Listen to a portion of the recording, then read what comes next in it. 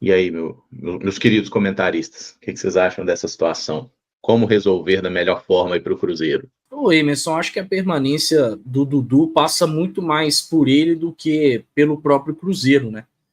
E assim, se ele seguir colocando qualquer tipo de interesse que não seja o Cruzeiro à frente do clube, ele não serve para permanecer no Cruzeiro, né? A verdade é essa. E aparentemente ele vai insistir em colocar um interesse pessoal à frente do Cruzeiro. E tá mais do que claro que o Cruzeiro precisa contar com pessoas comprometidas, com atletas comprometidos, com funcionários comprometidos, né? E não tem que ser diferente no caso do Dudu, que contou aí com um esforço homérico do departamento de futebol para a chegada dele e, enfim, depois de reviravolta, chegou, teve até algumas boas atuações mesmo, como o Samuca mencionou, mas justamente por decisão do treinador, acabou saindo do time titular, e isso acontece no futebol.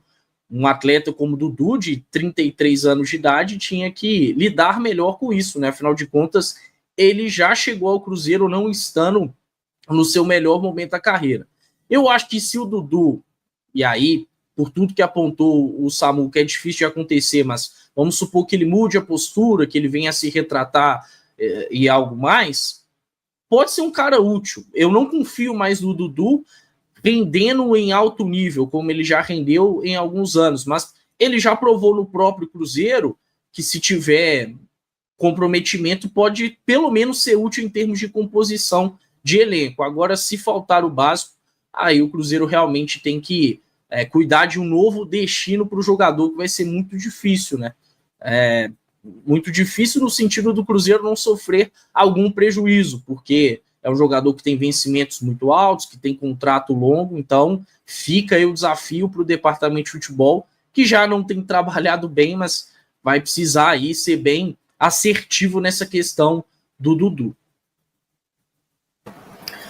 O Dudu, apesar de um jogador já experiente do futebol, acho que demonstrou uma certa imaturidade, né, para poder entender o seu momento, né, o cenário que acabou sendo construído dentro do Cruzeiro. Eu concordo com o Caio, teve os momentos bons, mas já vinha também de atuações que não eram pertinentes com a titularidade, não eram compatíveis com a titularidade, né? Eu acho que em algum momento os atletas, principalmente os mais maduros, precisam fazer essa reflexão, né, do porquê de não estar sendo titular do Cruzeiro. Então acho que talvez tenha faltado um pouco isso ao Dudu. É um comportamento que o coloca no centro das atenções, sendo que a maior valorização nesse momento ela é institucional, né? É o que serve e o que é melhor para o Cruzeiro e não para o Dudu. E por isso, na fala dele, demonstra essa imaturidade. Também não sei quais seriam, Elias, né, as respostas do Dudu para essa situação, mas quando a gente vê que talvez o comportamento dele vai precisar de uma certa mudança para não ruptura com o Cruzeiro, acho que quando ele demonstra imaturidade nessa situação, não consigo enxergar nele algo que seja, que me mostre que seja compatível com a permanência dele, não. Acho que talvez ele possa continuar com esse pensamento, continuar com essa imaturidade, não ser flexível a ponto de saber ceder, saber reconhecer o seu erro. Esportivamente falando, já é um atleta que não tem brilhado os olhos do torcedor, mas sim, é um atleta técnico que tem potencial, que pode ajudar o Cruzeiro, como já ajudou em alguns momentos, mas acima de tudo tem que querer estar dentro do Cruzeiro. Eu acho que não sei se nesse momento o Dudu queira estar da maneira que o Cruzeiro quer, e não da maneira que o Dudu quer. Então, pensando em tudo isso, de forma bem clara e resumida, tem que ser bom nesse primeiro momento ao Cruzeiro, porque o Cruzeiro fica, né? Os atletas passam.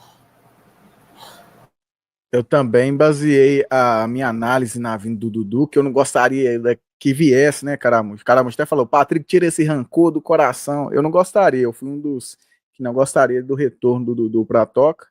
Diante do desrespeito em 2019, que eu não esqueci, porém, isso não me fez tampar os olhos ao momento que ele chega aqui no Campeonato Mineiro, fez sim boas partidas. Tanto é que, antes do jogo contra o Palestina, eu, Patrick, pedir a minutagem para o Dudu nesse time do Cruzeiro, né? Eu queria ver nesse time mais estruturado que o Cruzeiro está demonstrando, mais minutagem para o Dudu, que eu creio que poderia nos ajudar também. Porém, acima disso tudo, está o Cruzeiro.